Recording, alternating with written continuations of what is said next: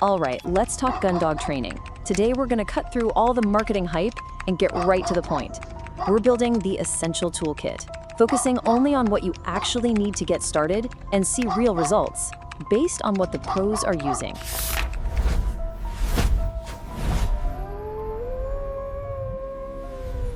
So picture this. You've got your new puppy, you're fired up and ready to go, so you hop online to buy some gear. And bam, you're hit with what feels like a million different products, and every single one claims to be absolutely essential.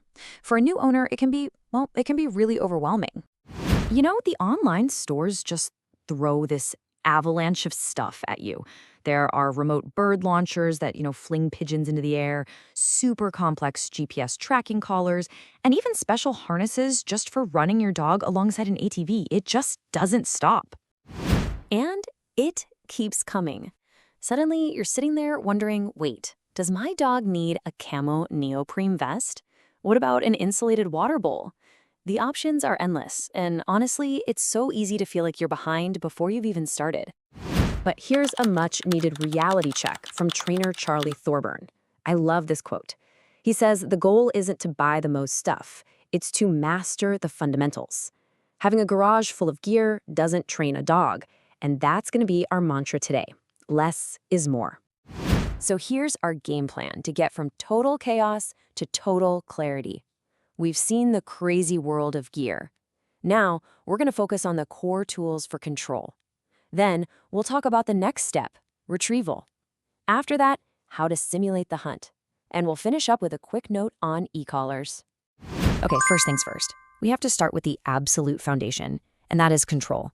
I mean, before you can even dream of teaching a dog to retrieve a bird from 100 yards out, you've got to be able to communicate clearly when it's right there beside you. So the most important place to start is with the right lead. A lot of pros really prefer the simple English-style slip lead. You see, unlike a standard collar, it gives this quick, really clear correction. It tightens with a bit of tension, but, and this is the key part, it releases the instant you give some slack. That immediate feedback is everything for the dog. And here is a pro tip that makes a world of difference. If your dog is heeling on your left side, you want that lead to form the shape of a P as it goes over their head. So why does that matter? Well, putting it on this way makes sure the lead releases that pressure at the exact moment the dog gets back into the right position. It's a tiny detail that makes the tool work perfectly. Now, here is another critical tip from the folks at Mortar Gundogs. Make sure your lead has zero stretch. Absolutely none. If the rope is elastic, it just acts like a shock absorber. Any little correction you try to make gets lost in the rope, and the message never really gets to the dog. You need a firm, non-stretching material. It's key. Okay, so how do you take that control you have at your side and extend it out into the field? That is where the check cord comes in. I just love how trainer Scott Brewer describes it. He calls it your telephone line to his brain. It's literally your direct, long-distance connection for reinforcing commands like come when your dog is way out there.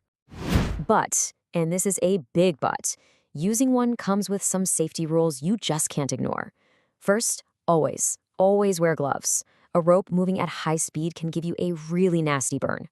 And second, make absolutely sure there is no loop on your end of the rope.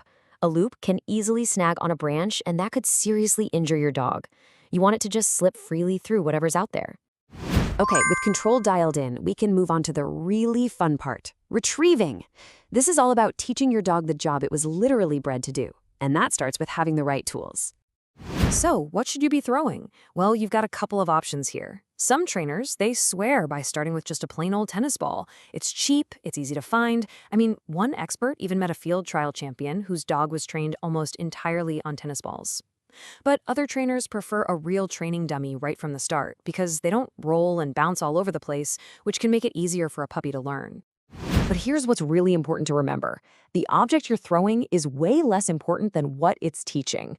The whole point of a dummy or a ball is to encourage a correct hold. A firm but gentle grip, right in the middle. You're building that muscle memory for how to carry game properly without damaging it. And how do you direct your dog when he's far away? The whistle. It's not just about saving your voice. A whistle gives a really sharp, consistent command that can cut through wind and bad weather. Plus, it's way less likely to spook any game in the area. It's just a clear, calm, and super effective way to communicate. So once your dog has a good handle on control and retrieving, it's time to start introducing the elements of a real hunt, but in a really controlled, safe way. And this is where the training pistol enters the picture. Its one and only job is to safely introduce your dog to the sound of a gunshot. You're teaching them to stay steady and calm when they hear that sound. This is such a critical step in building a reliable hunting partner. And hey, if you're going to use a training pistol, here are a few awesome tips from the pros. First, wrap some brightly colored tape around it. Trust me, you'll be so glad you did when you inevitably drop it in tall grass. Also, look for .22 blank pistols that have different types of ammo. That way you can start with a quieter pop and work your way up. And finally, clean it. Just like a real firearm, good maintenance means it'll last you a long, long time. All right, now we have to talk about probably the most debated piece of gear in the entire dog training world, the electronic collar. This is a tool that really requires a good bit of education and understanding to use correctly. You know, the general feeling among a lot of professional trainers is that while the e-collar isn't some magic wand or a shortcut, it definitely has its place in a modern training program. It's especially useful for safety and for ensuring that off-leash reliability at very long distances. So, if you do decide to look into an e-collar, what really matters? While the experts aren't looking for a bunch of bells and whistles, they need something rugged and waterproof that can take a beating in the field. They need a huge range of stimulation levels so they can find the absolute lowest setting that gets the dog's attention. And they want options for both a quick, momentary correction and a continuous one. But above all, it's got to be simple and intuitive to use in the moment. So why does investing in the right, durable gear actually matter? Well, let's just put it in perspective. The average cost for just 1 month with a professional trainer can be around $1,200.